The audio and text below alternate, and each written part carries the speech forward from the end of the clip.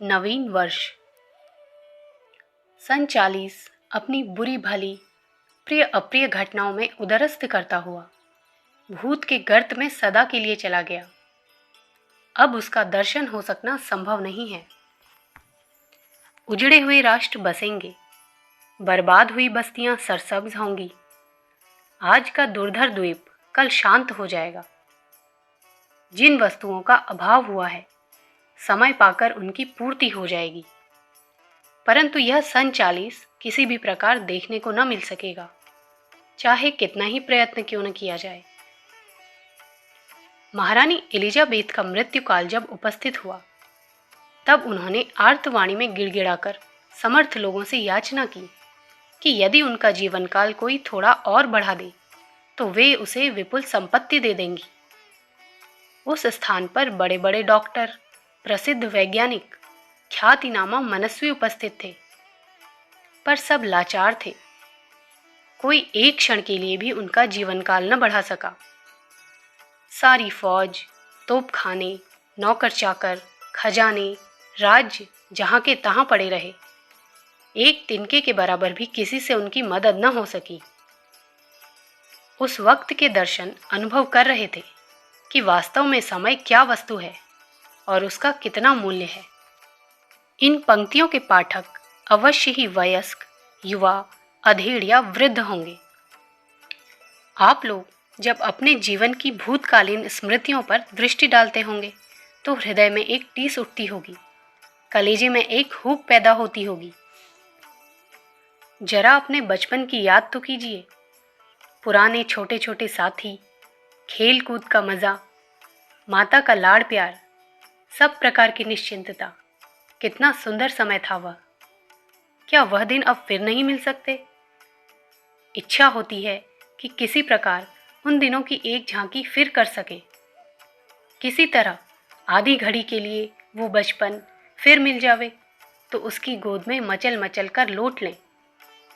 विरही जिस प्रकार अपने अज्ञान स्थान पर चले गए प्रेमी के लिए तड़पता है, हम में से हर एक भावुक व्यक्ति अपने भूतकाल की स्मृतियों में वैसी ही एक टीस का अनुभव करता है।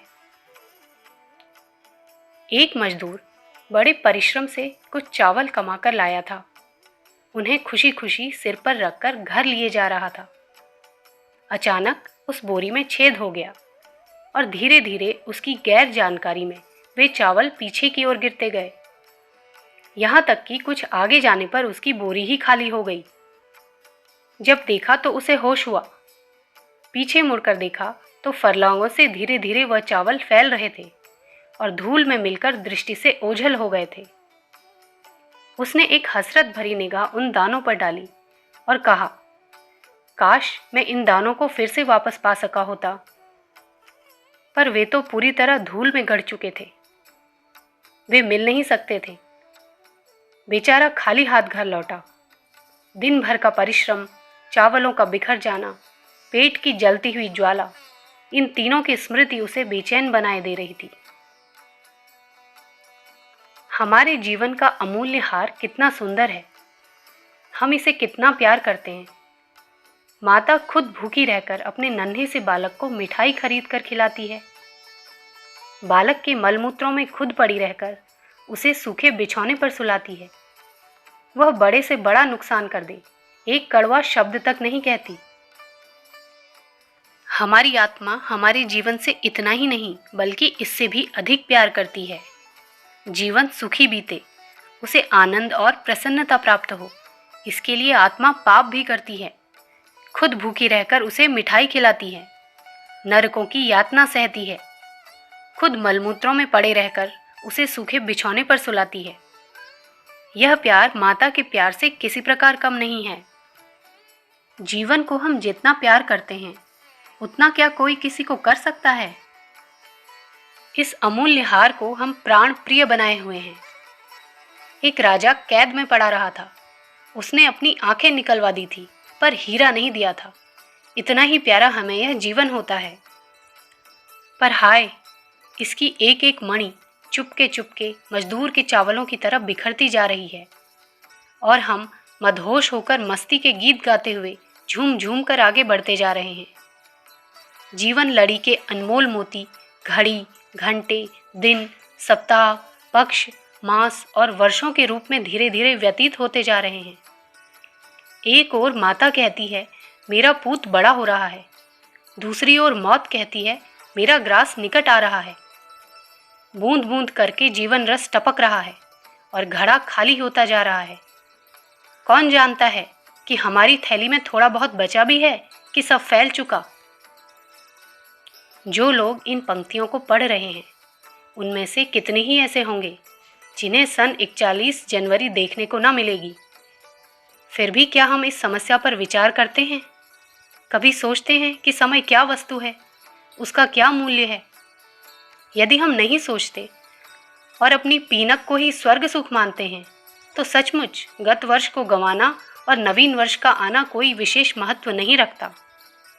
जब व्यापार में 1 रुपये का घाटा पड़ जाता है तो बड़ी गंभीरता के साथ उस विषय पर विचार करते हैं। परंतु प्यारे पाठक, क्या आप कभी इस पर भी विचार करते हैं कि आपके जीवन का इतना बड़ा भाग, सर्वोत्तम अंश किस प्रकार बर्बाद हो गया? क्या हमें इसी प्रकार नष्ट करना चाहिए था? क्या आत्मा के इन्हीं कर्मों की पूर्ति के लिए ईश्वर ने भेजा था जिनको अब तक तुमने पूरा किया है? मालिक के दरबार में अपने काम का ब्यौरा देने के लिए क्या तुम तैयार हो? संभव है आज तुम्हें ये पंक्तियां व्यर्थ जचती हों और इनका कुछ महत्व न मालूम होता हो, परंतु याद रखो वह दिन दूर नहीं है जब तुम्हें यही प्रश्न शूल की तरह दुख देंगे। जब जीवन रस की अंतिम बूंद टपक जाएगी और तुम मरे हुए खरगोश की तरह मृत्यु के कंधे पर लटक रहे होगे, तब तुम्हारी तेज निगाह बुढ़ापा, अधेड़ अवस्था, यौवन, किशोरावस्था, बचपन और गर्भावस्था तक दौड़ेगी। अपने अमूल्य हार की एक एक मणि धूलि में लौटती हुई दिखाई देगी। तब अपनी मधोशी पर तिलमिला उठोगे। भावुकों के हृदय में बचपन के दर्शनों के लिए जैसी टीस उठती है, विधवा के हृदय में अपने स्वर्गस्थ प्राण प्रिय पति के दर्शनों की जैसी हूक होती है, उससे करोड़ों गुनी तड़पन उन एक एक मोतियों को देखने की होगी जिन्हें आज व्यर्थ की वस्तु समझकर लातों से ठुकरा रहे हो। आज तो समय काटने की जरूरत पड़ती है।